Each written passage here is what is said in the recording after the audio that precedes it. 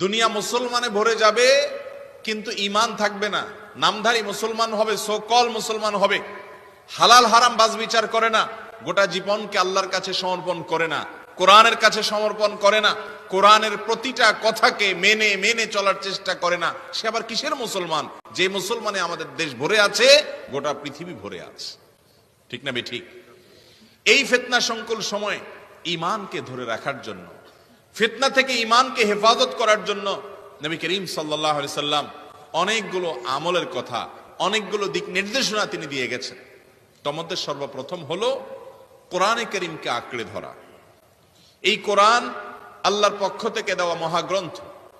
এটাকে যে মুসলমান যত বেশি আঁকড়ে ধরবে, এই কোরআনকে যত বেশি বুঝে বুঝে আমল করার চেষ্টা করবে, কোরআনকে সে গাইড বানাবে, কোরআনকে সে নেতা বানাবে, কোরআনকে সে ইমাম বানাবে, কোরআন কি বলছে সেটা দেখবে এবং কোরআনের প্রতিটি আদেশ নিষেধকে মেনে চলার চেষ্টা করবে, এই ব্যক্তিকে আল্লাহ রাব্বুল আলামিন ঈমানের উপরে দুনিয়াতে অটল রাখবেন, অবিচল রাখবেন এবং এই অটল অবিচল ঈমান